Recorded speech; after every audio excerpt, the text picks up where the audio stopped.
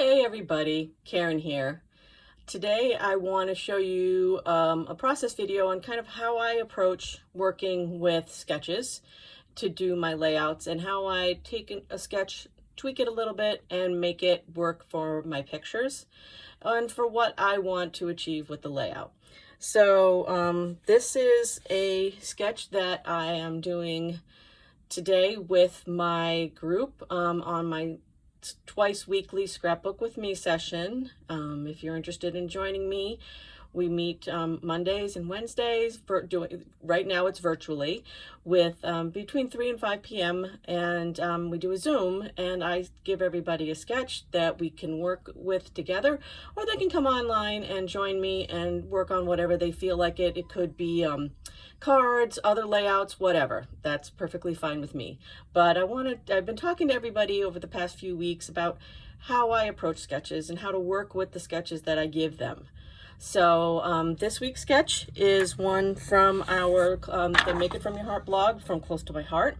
It's called Tinkering, and I have sent it all to my ladies. This sketch has I give a link to the PDF. They can download the sketch, and it has 2 pages, and including on the second page is a template that they can cut out and use to trace on their paper. So I loved this sketch. I love the idea of a border. And so what I decided to do with it, because I have pictures from a recent hike that my husband and I did to Douglas State Forest, and they didn't quite fit the orientation of the pictures on the layout. So I have a landscape mode for a 5x7 versus portrait. And then I had 4 pictures that were portrait mode versus landscape for 3.5x5. So I'm going to switch this up and make it a little different, and I'll walk you through it. Plus I had a couple extra pictures. So I had a couple other pictures I really wanted to include in the layout. So I'm got, more pictures than the sketch calls for. So I'm going to set that aside. I pulled out my paper. This paper is from our new Aurora collection that just went live on May 1st. This is some of the paper. I love both sides of this. I'm completely enamored, and I can see I'm going to be using it for quite a lot of layouts. So the sketch calls for 2 pattern pieces that are the same, and then another pattern piece that is a different pattern. So I'm using a slightly smaller piece than a 12x12 here because I'm using up my scraps. I've already done a bunch of Aurora layouts and I want to use up my scraps.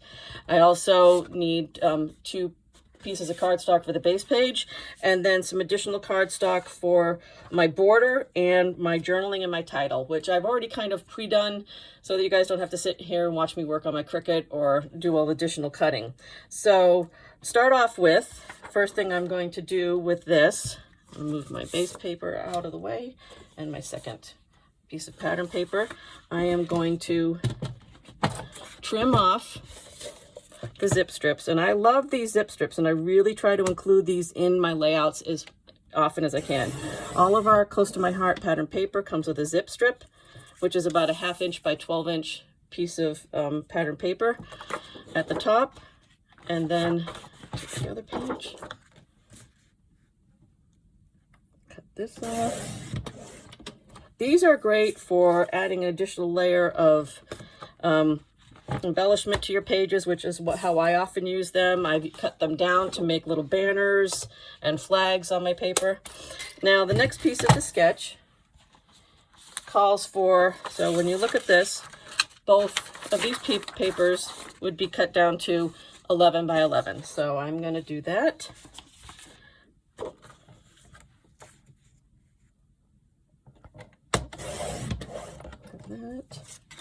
Put that aside, because I can always use the back side of this for something. There's one piece. And then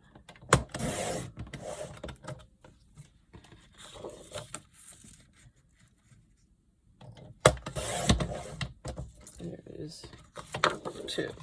So I have those. And then the second pattern paper, we're going to cut into a 2.5 by 11 piece and a 1 by 7 piece.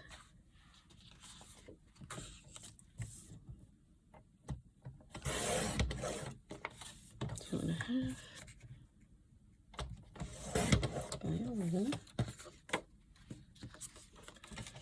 And I'm just going to cut this to 7 inches here. Try to save my scraps as much as possible. And 1 by 7. So now I've got my pattern papers. And the next piece would be to cutting your cardstock, which I've already pre-done, because what I did is, so the pieces here from the first piece of cardstock, so C and F, which you see here, is where you would cut these at 1 1/4 by 10 and 1 1/4 by 11. And these would be, you could use this template, you just have to print this down, cut the template out, and then trace it on your paper. I recommend tracing it on the back of your paper to then cut out. What I did is, because I really wanted to do a border with this that was something slightly different, a little bit more outdoor themed. So I used an image from our Close to My Heart, the Cricut art booking cartridge. And what I did is I cut this out with my Cricut, and then I decided to use the negative space. So instead of using the cutout image, I used the negative space and made it 1 1/4 inches as the sketch shows. And what I did is I actually took some, if you can see it, some of this plaid paper that I had some scraps. Again, I'm using up my scraps, and I put it behind the negative space. So I did that for both sides, and I left mine actually 12 inches long versus cutting it down, just because that's me and that's the way I wanted to do it. So I've got those cut. I also pre-cut the journaling box and the title box. So I pre-cut this piece here, and then in my sage color. And then for my journaling box, I actually pre-stamped some journaling lines on it. And then I also pre-did my title. Now, I did my title slightly different. With the Aurora collection, Close to My Heart has added a mini Cricut collection that you can get through my affiliate link on Cricut. You go to my website and scroll down to the bottom, you'll see the little Cricut icon. If you click there, it will take you to the Cricut website where you can purchase any of our Close to My Heart Cricut collections from my affiliate link. This is the title that came with it, so I already pre-cut this out. One little recommendations I have, if you're doing any kind of Cricut cuts on the Close to My Heart paper, because our paper is white core, it basically, when you typically cut, you can kind of see the white showing through. If you don't want to see that white core when you cut with your Cricut, mirror the image. So as you're cutting it, mirror it. It's especially nice with titles. If you want to see the white, because that's the way your layout looks better, then just keep the paper the normal, the color, the side up that you wish to cut. Otherwise, I'd flip it over to the other side, because our cardstock is double tone, two-toned. So you have a darker color here and then a lighter color on the back side. I wanted I didn't want to show the white on this, so I mirrored it and cut the title. So that's already pre-done. And so then I have that. So what I'm going to do now is I'm going to move on to assembling my layout. Move my camera out of the way. So the sketch, if you can see, has the corners of the paper rounded, and I like that look. So I'm going to pull out my corner rounder, and I'm going to do the edges of this particular piece of cardstock. Sorry about that, guys. Did not expect the phone to start ringing while I'm doing this, but you guys can... Oh, good, it rang only once. Oh, thank God for No More Robo to get rid of all of those crazy telemarketing calls. It only rings once if it's a telemarketer, and No More Robo rejects it, which is good. I've been happy for that. So I'm going to corner round. So I've done my corner rounding. Move my tool off. So I have to decide here, because this is 11 by 11. I think I like the arrows facing inward. So I'm going to do it a little bit differently, because these are arrows on this pattern paper, and could do them up, down. I kind of like the idea of them facing in towards each other. So I'm going to adhere them that way onto my base page. So I'm just gonna adhere this.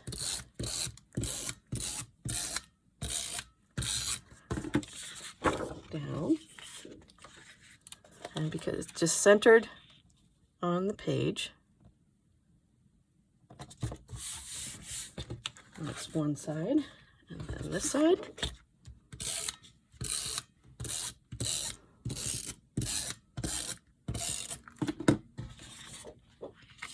Here we go, centered here.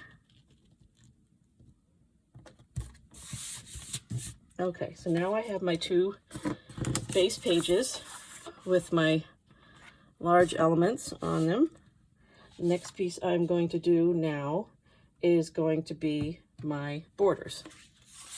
So I'm just going to put some adhesive on the back here.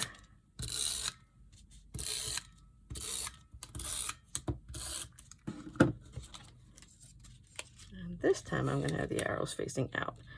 So this looks roughly about an inch up from the bottom. So I'm going to adhere that across there. And I'm going to have it go opposite on this side.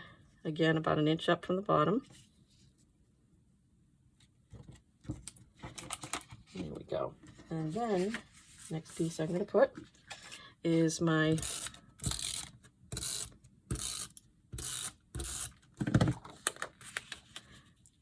this color. I love this pattern.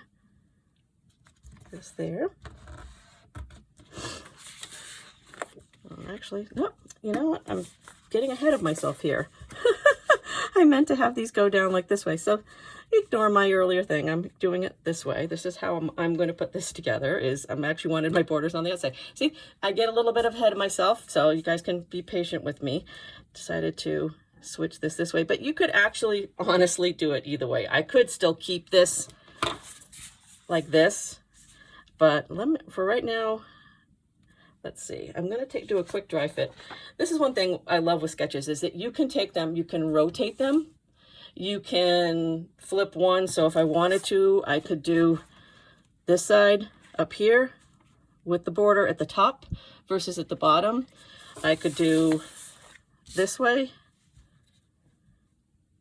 And let's see. Originally my thought was, and this is where I get a little bit of ahead of myself, my thought was I would do it in this direction. But let me put my pictures on my page and I may change my mind. So I've got my picture of my husband and myself. We went and we had a great hike. This was really before a lot of the lockdown happened. And I'm going to do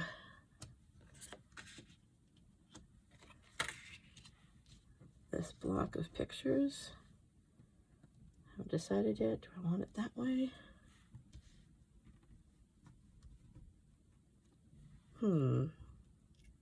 Yeah, I'm playing around with this as I go, so this is going to be all, you guys get to see kind of my thought process as I work.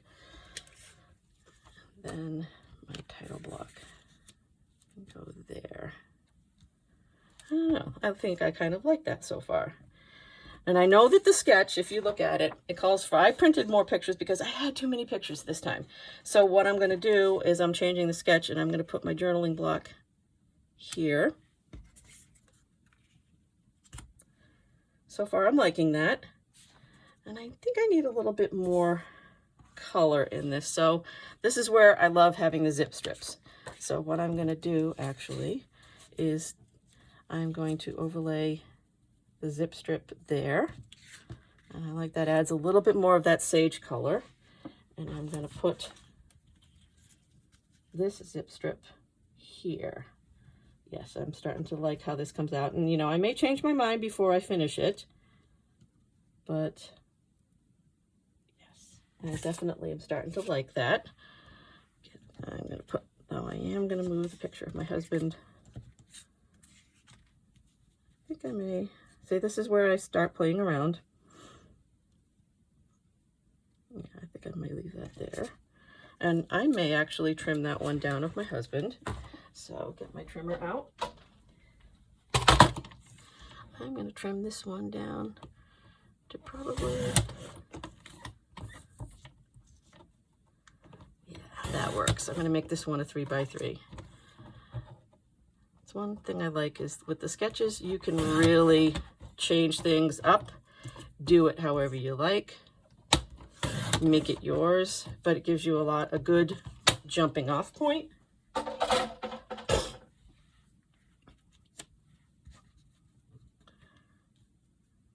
I may mat that. I'll have to take that down a little bit more, but I do have a mat to make that stand out.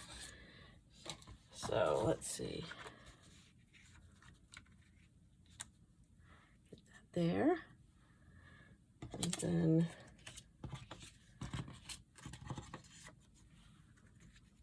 that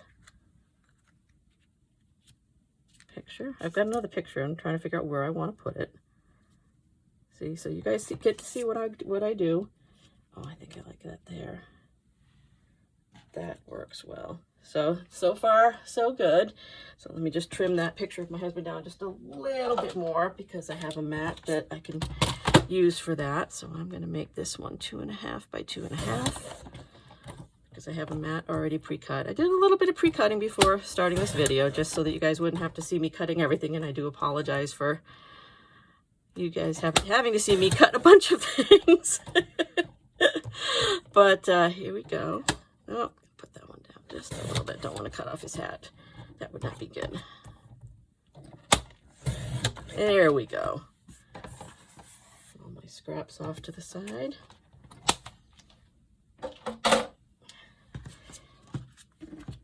So, get these.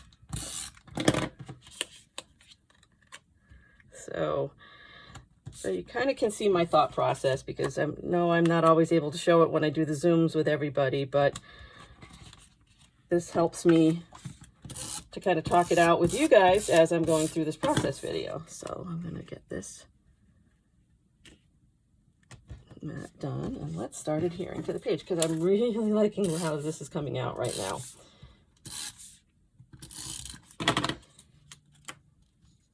Adhere this strip. So if you haven't worked with sketches, I really, it's something that's a lot of fun to work with, and I enjoy it. And you can always message me if you have any questions on working with sketches, because it's most of the time what I work from. And it definitely helps sometimes get my thought process going as to how I want something to look. And it also helps, sometimes just get me moving a little bit faster with creating my layouts. And I think I'm going to do that. And that there, on that side. Let's get this piece adhered. Getting down to the end of this layout, and I hope you guys are sticking with me and enjoying seeing how I work. I know it's not always something that everybody gets to see, but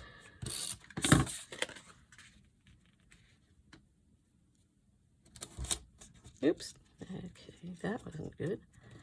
I did hear that a little bit better.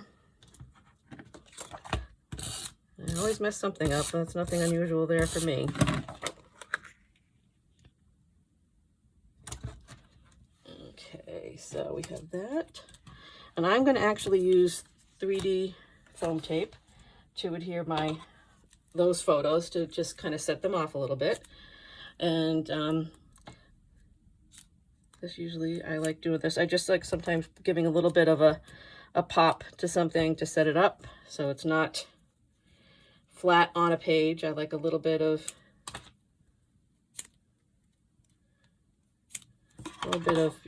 just height to it. It gives it a little bit of dimension. So I don't know if anybody else uses it, but I've found it to work well for me. And I love the ones we have from close to my heart is a thin 3D foam tape, which I really like because it doesn't add so much dimension to your page, and but it lets you get a little bit of it so that it's not flat.